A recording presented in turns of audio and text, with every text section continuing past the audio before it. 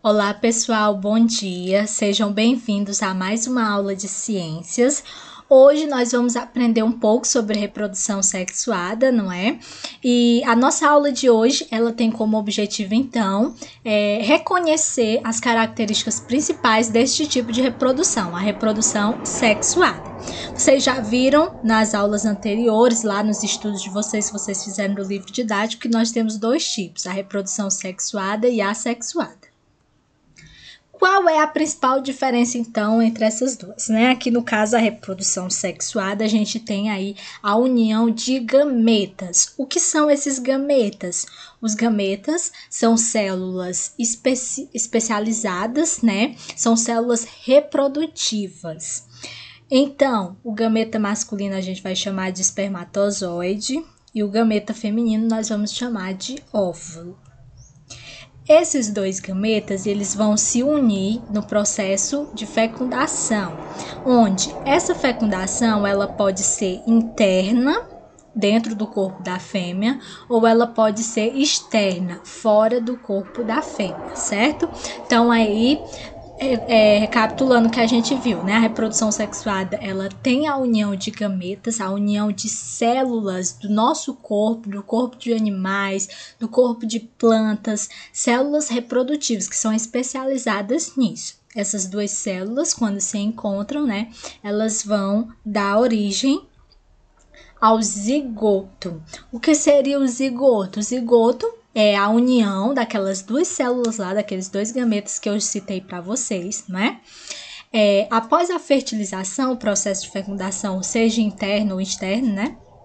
O zigoto passa por um período de desenvolvimento, em que o número de células vai se multiplicar. Aí eu coloquei aqui a imagem para vocês verem direitinho, né? Uma imagem representando um pouco que no caso, esse número de células se multiplicando é as divisões celulares que vocês já viram também lá no livro de vocês, não é? Conforme a gente vai crescendo, vai se desenvolvendo, né? No útero da mãe, ou no caso os animais que vão se desenvolvendo, as células vão se dividindo e aumentando. Só que nós não vamos entrar muito nessa parte. Nós vamos aprender aqui hoje a diferença de animais, como é que vai acontecer o desenvolvimento desses embriões, certo? Vai ser dentro do corpo, vai ser fora, a gente vai ver agora. Nós temos três características principais, três grupos que nós classificamos aí. Os animais que são ovíparos, os animais que são vivíparos e os animais que são ovovivíparos. Os animais ovíparos, aí pelo nome vocês já dá para saber, né, o que é. Os animais ovíparos são aquelas espécies de animais que põem ovos. Então, eu coloquei aqui do lado, né, para vocês representando quem são essas espécies. A gente tem aqui no nosso local, na nossa comunidade, né, no nosso estado, os que a gente mais conhece, o que é mais popular pra gente, né? A galinha, um pato, né, um passarinho, enfim, tem uma infinidade de animais que põem ovos.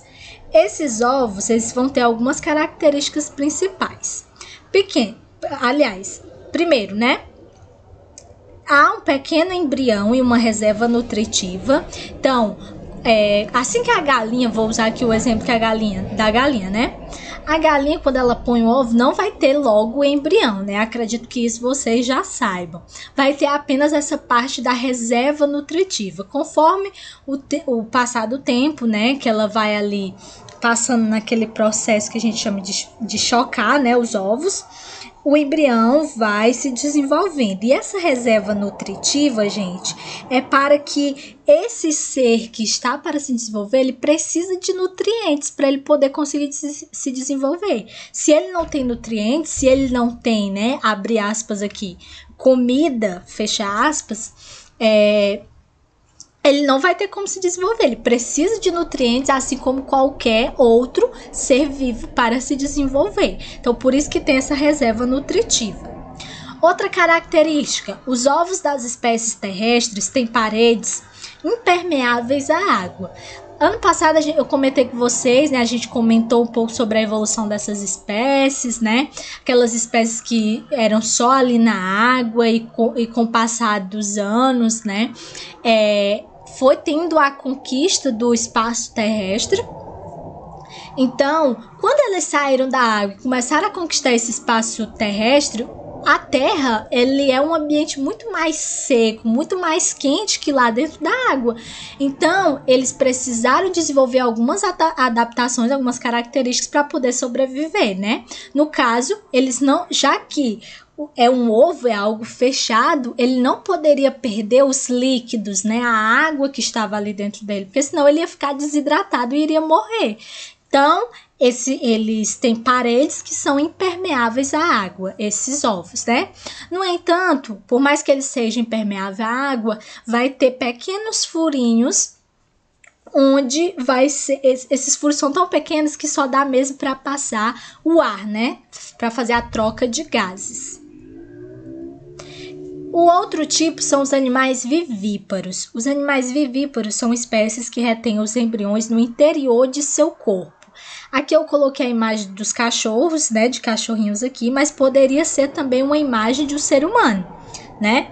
No ser humano, o corpo feminino, né, a mulher, ela vai reter o embrião, a criança no seu corpo até um certo momento, né, para se desenvolver direitinho até um certo momento onde a criança nasce. Algumas características principais desses organismos, né? O organismo, ele é dotado de um órgão que a gente vai chamar de útero. Então, esse organismo, ele já tem essa adaptação para que o embrião, para que o ser, ele se desenvolva bem. E outra característica também é que durante a gestação, os novos indivíduos são nutridos pelo corpo materno por meio da placenta. Lá, o ovo, né, ele não ficava dentro do corpo da fêmea e, portanto, ele precisava de uma reserva nutritiva lá dentro do ovo. Aqui, como o embrião, como o novo ser, né, que vai nascer, ele já está dentro do corpo da fêmea, então ele vai se alimentar ali, vai ser nutrido pelo corpo da mãe. Por isso que, né, as mães, quando estão grávidas, né, quando vai ter um bebê, eles passam por todo um acompanhamento, né, para que possam fazer uma dieta certinho, para que o bebê consiga se desenvolver bem. E por último, nós temos os animais que são ovovivíparos. Esses animais são espécies que produzem ovos, mas os retêm em seu interior. É tipo assim, é como se fosse a união dos outros dois tipos, né?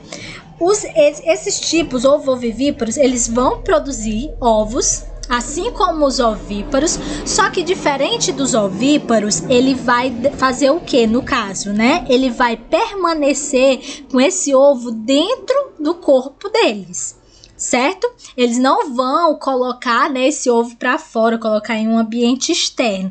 Vai permanecer com o ovo dentro do corpo deles. Então, o corpo materno protege os ovos de fatores ambientais, né? Então, eles guardam esse ovo para proteger também, tanto desses fatores ambientais, como também de possíveis predadores.